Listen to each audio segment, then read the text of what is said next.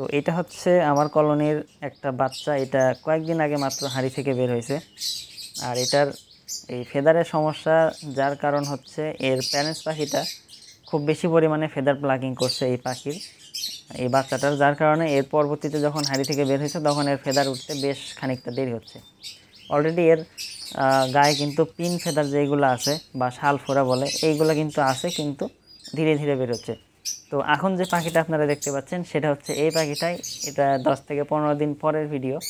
তো আগে ছিল ওই অবস্থা, এখন এই অবস্থা। তো এরকম যদি সমস্যা হয় তাহলে আপনারা কীভাবে মাত্র 10 দিনের মধ্যে পাখির ফেদার উঠাবেন বা কি ট্রিটমেন্ট দিতে পারেন বা কি মেডিসিন দিবেন, এই বিষয়টাই আজকের ভিডিওতে আপনাদেরকে জানাবো। এবং খুবই সহজে মাত্র 2টা মেডিসিন ব্যবহার করে আপনারা কিন্তু পাখির বাচ্চার ফেদার ঠিকঠাক মতো গ্রো করতে পারবেন।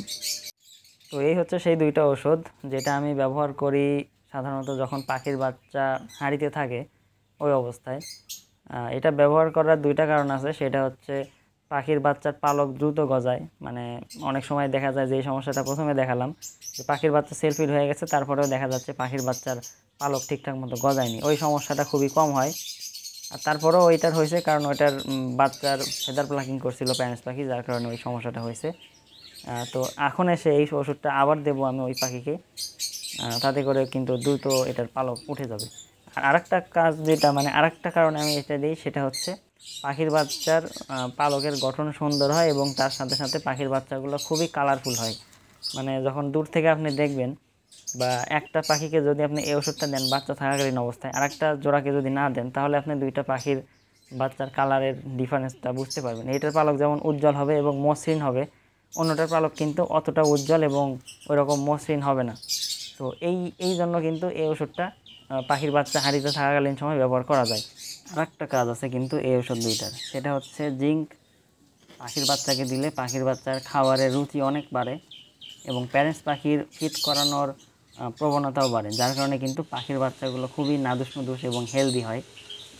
তো এই জন্য আমি বেশিরভাগ সময় পাখির বাচ্চা হাঁড়িতে থাকলে জিঙ্ক অবশ্যই দিই। তো এই 2টা ওষুধের প্রয়োগ বিধি বা আপনারা কি পরিমাণে ব্যবহার করবেন সেটা আমি বলে দিই।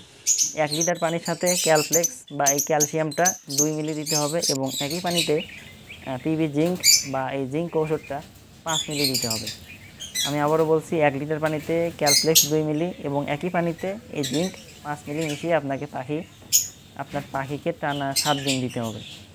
আর যদি পানির পরিমাণ কম লাগে সেক্ষেত্রে আপনি ওষুধের রেশিওটাও কমিয়ে নেবেন। 1 লিটারের সাথে 2 মিলি প্লাস 5 মিলি, তাহলে হাফ লিটারের সাথে যদি আপনি দেন সেক্ষেত্রে আপনি ওষুধের পরিমাণটা 1 মিলি এবং অন্যটা 2.5 মিলি করে নেবেন।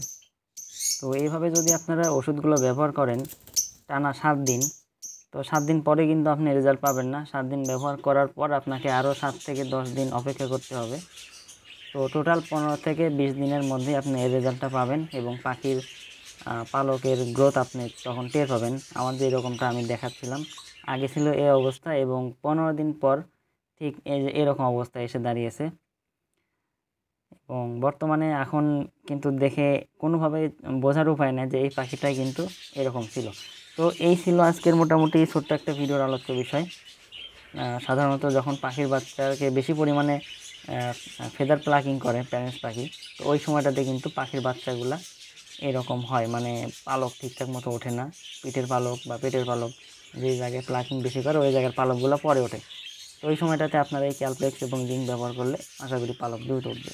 তো আজকের মতো এখানেই বিদায় নিচ্ছি। দেখা হচ্ছে অন্য কোনো দিন অন্য কোনো ভিডিওতে। ধন্যবাদ।